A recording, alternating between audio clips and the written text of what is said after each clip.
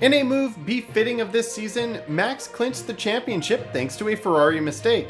But more importantly, Nicholas Latifi scored points today! Welcome to Fiends, where the F1 never ends. This is Race Weekend Update for the 2022 Japanese Formula One Grand Prix. My name is Stacey Hewen, and let's get right into it. Everyone is buzzing about the big news today. Despite all of the naysayers and the criticism about how last season ended, the GOAT delivered his best performance this season and managed to take 9th place in the race, launching him from 22nd to 20th in the WDC, putting him ahead of the reserve drivers, where he belongs.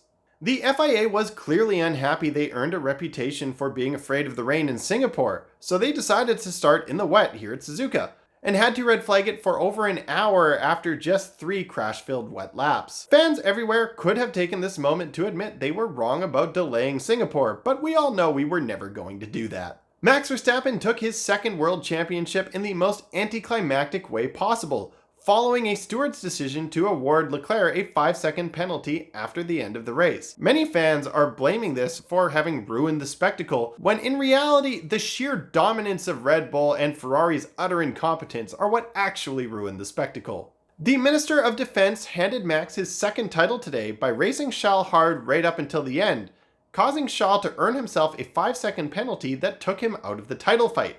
In other news, Charles Leclerc's therapist just put a down payment on a new yacht.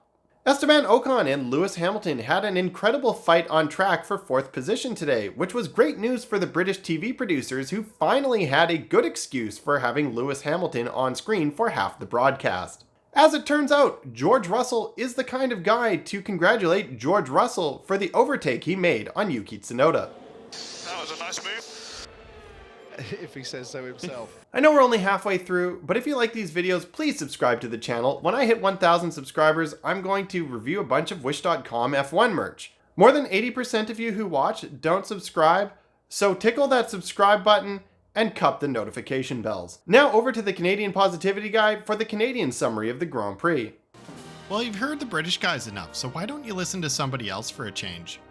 Over here in Kanakistan, we're used to getting up early for races, but dusty fucks like myself are not accustomed to these late starts. There was a time when I'd rock up to a social after playing some midnight shinny, but nowadays staying up till 2 a.m. is a tall ask. Kudos to the FIA for trying to keep this gong show in order, but delays were inevitable and I conked out before it resumed. If I'm not drinking, fucking, or fighting, I'm going to bed. So they need to get their shit together and get some better wet tires, or fix the rooster tails and visibility issues. We should only experience wet delays the way we're used to, when we're edging your mom. And now back to your regularly scheduled programming. Sebastian Vettel gambled on Inters early and it paid off for him with a 6th place finish. The Guinness Book of World Records is recording the Vettel fans' experience as the most people simultaneously experiencing orgasm. Mick Schumacher gambled on a safety car coming out and ended up dead last in the race and Günther Steiner's list of drivers he wants to employ next season. Pierre Gasly was returning to the pit lanes when he nearly encountered a tractor that was on the track removing Carlos Sainz's car. There's no joke here. That just straight up shouldn't happen. I mean, it's not like this is where Jules Bianchi's accident with a tractor happened. Completely unacceptable. Get your shit together. And now for the spicy meme of the week. This one is entitled, "You Are the Best," and was posted to our Formula Dank by Muzlusut. The meme template is the Golden Retriever versus Scary Ancient Beast, and the text is Japanese fans on the Golden Retriever with British fans, Dutch fans, and Tifosi on the Beast.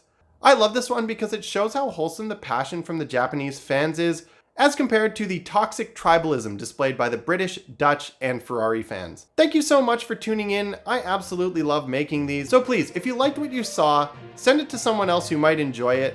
The like button helps a ton with the algorithm, and please subscribe so you never miss anything from Fiends, where the F1 never ends.